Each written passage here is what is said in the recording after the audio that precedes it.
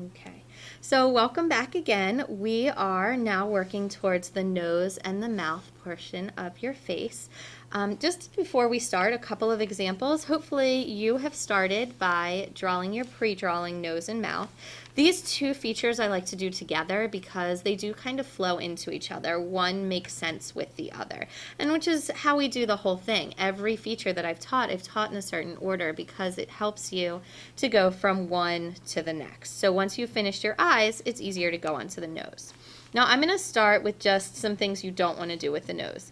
At some point in kindergarten, you learned about the J and the L. The difference between the J and the L and what we're going to draw today is that these are just symbols for noses and they're actually the side view. You want to avoid that. The other thing that we usually get is the pig nose. For some reason, everybody thinks that somebody's looking up their nostrils. We cannot see up your nostrils, so you don't want to draw that view of somebody looking up at them. So these are things you want to kind of avoid, and if you did draw that, that's totally fine. Today we're going to learn that it's a little bit different.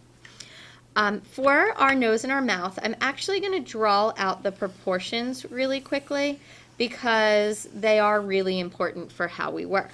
So I'm going to do this very fast. We get our line of symmetry. And notice how every time I do this, I'm going through and doing my measurements again. We've got the center of your eyes as the center of your face. You've got the center of your eyes and your nose and your chin as your nose. And you've got the center of your nose and your chin as the bottom of your lips. So just to make sure we remember this, we have the center of our eyes.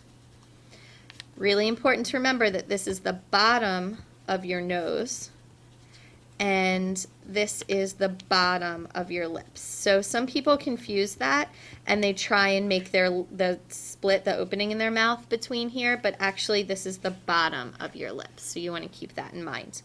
You also need your 5 equal eye spaces because as we talked about before, your eye spaces are important for your nose and your mouth. So you want to draw that out. Remembering that the bottom of your nose is equal to the space between your eyes, which is also equal to your eyes. Now you don't have to draw for your notes the whole eye out. I know you are experts on eyes now, but right now you just need the pupils so we can get those mouth lines in. So we want to have those drawn out before we start. All right, the first thing you need to know is that these lines right here do not exist. This is not a real thing. We don't actually see a line from the tear duct down to the bottom of your nose. So you need to know that these are not lines. There are no actual lines here. This is all going to be made of value instead. So when we talk about value, we'll have a whole day about value, but for right now, you just need to know that that doesn't happen. You have value instead. When you look at your eyes, the value is actually what makes your nose stand out. Anything that stands forward from your face is going to catch a highlight in the center and a shadow down the side. Really important to note that the value on your nose actually kind of curves around your eye. Like I said before, we'll go over that in detail when we get to value. But for right now, you just want to know that your nose is actually made up of the highlight and the shadow around it at the top. So you want to bring that shadow close to the eye, but also into the center where you have the highlight on your nose. Now there is a place on your nose where you will have lines, and that's the bottom. It's the only place on your nose where you'll actually see those lines. And what I like to do is kind of simplify it for myself, but then when I'm drawing myself, I change it up a little bit to be me. I look for this center space here, and I draw that very round because that is probably the roundest part on your nose. You want to avoid making it super small. Some people try and make this little carrot nose.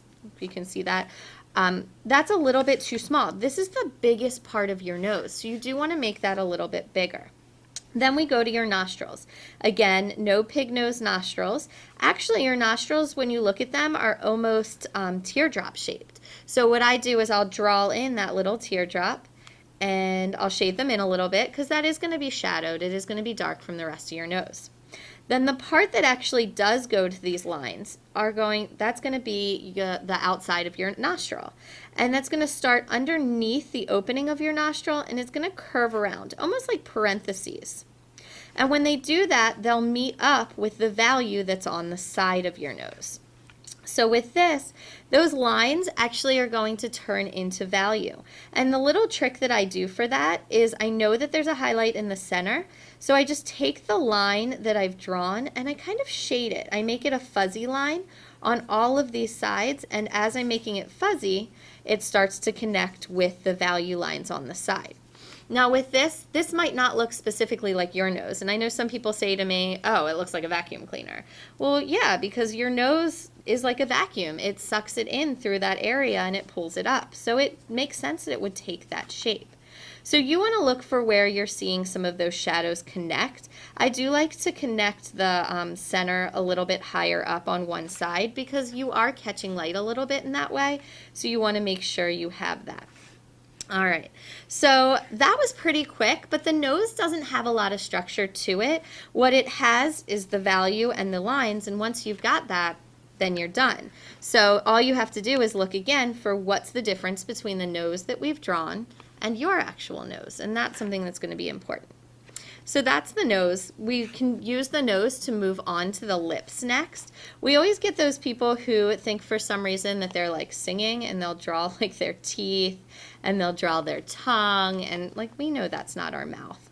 Or the smiley face that we're all used to. Today, hopefully, you'll be able to learn a little bit more realistically how to draw your mouth. First thing is that there's almost this little arrow shape that comes down. If you were to take your finger and put it between your nose and your mouth, you'd notice that there's a space. You want to make sure that you don't put your mouth right underneath your nose like a mustache. If you have a mustache, that's great, but that's not what we're drawing today.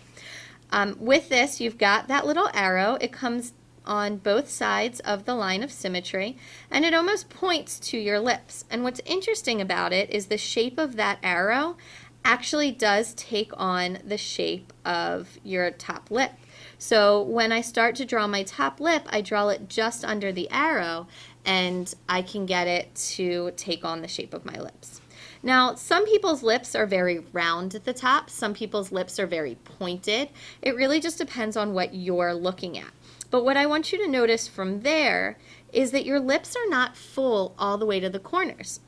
Her lips are full till about here, and then she's got a little bit of corner space over here. That's why we say that your lips are equal to your pupils, not because they're full all the way over there, but because the corners expand out there. So when you draw your lip, of course, look for the shape of your lip. Look where it starts and stops, and you want to bring it down so it goes up and then down over to the corners. So again, don't keep it full all the way. You want to avoid that big lip that goes all the way to the corners where it's huge like that. It's very cartoon-like, and that's not realistic. From there, you do have the line that goes across the center, and it does sort of slightly mimic the line at the top. It's not as defined. It is still a straight line, but it's not as straight. It takes that curve a little bit in the center. So you want to have that. Notice again that that line at the bottom that we drew is the bottom of the lips. It is not the middle, so I pulled that up a little bit. Now your bottom lip is actually larger than your top lip. If you think about it, when you talk, you move your bottom jaw more, you move your lower lip more. So you need a lot more space for that to expand and contract. Again, it doesn't stay full all the way to the corners. Her corner is all the way over here, but her lip starts over here. So with the bottom lip, you want to come in a little bit and then round it down over and up. So with this, you might have a pointy lip, you might have a rounded lip. It depends on what you look like, but you do want to draw it the way you're seeing it. Now there is a specific way to shade this because the lips are actually one of the darker features on your face. When you go to shade this, you don't want to just color it in. Just like the eye, there's actually a pattern to it. Your top lip, you want to color with vertical lines. Because your lips can expand and contract, you have these little wrinkles in your lips, and so you want to get that by drawing the vertical lines. Not that you want to see a bunch of rows of lines, you do want them to connect a little bit, but you want to get the pattern through that. Now, your upper lip gets the shadow from your nose, and it also doesn't stick out as much as your lower lip. Your lower lip, just around here, is going to have a highlight on it. So it's going to be a little bit lighter because it does get a highlight than your top lip, but it does still have those creases. Now, just for demonstration purposes, I drew a circle or a oval around your highlight. You can just avoid that area and it'll show up as a highlight, and you can see that on her as well. And it'll show up as your highlight. Now, the space between your lips, there is going to be a little bit of a shadow there. And you want to get that just basically on both the top and bottom lip so that you're able to see it. Now, I wouldn't have drawn my lip lines this dark, but you do want to make sure that you can see those lines, that you can see the definition. You don't want to just blend it in with the rest of the face. Then underneath your lip, because your lower lip does stick out, you're going to get sort of a shadow that will show your chin. So you want to get that shadow in there. Now, even though we're going to talk about value later, I do want to talk about some of the values around your mouth to make it look more three-dimensional. So first of all, if you look next to your nostril, you'll actually see a slight line that we call our laugh line. And you do want to get that lightly coming out of the side of your nostril and going to the side of your lip. This is not a super defined line. It's not something I would say draw that as dark as possible.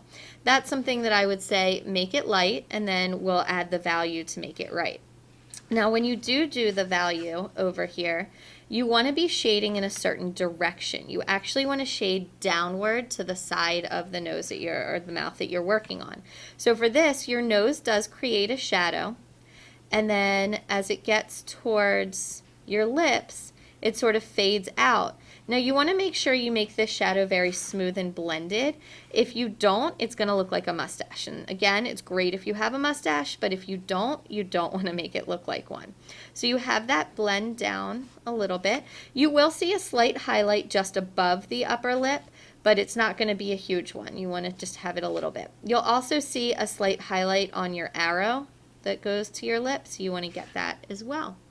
So there isn't a whole lot of description that I can tell you. There's not exact structure for the nose and mouth that would be a huge amount of detail. With this, it's actually a simple structure. And what you have to do is take your time, know where the lines need to be and where they shouldn't be, and look at what they look like for you. So again, this is general. You want to make sure that you take the time to be more specific when you draw yourself. So hopefully you were able to draw a more realistic nose and mouth than what you started with. And if you are ready for it on your final self-portrait, go ahead and start adding that in. Again, on your final, lines that don't exist, start erasing them because they're not real. We don't want to have them. If you don't need them anymore to draw your features, start erasing because once we get to value, we want to make sure those lines are gone. All right, go ahead.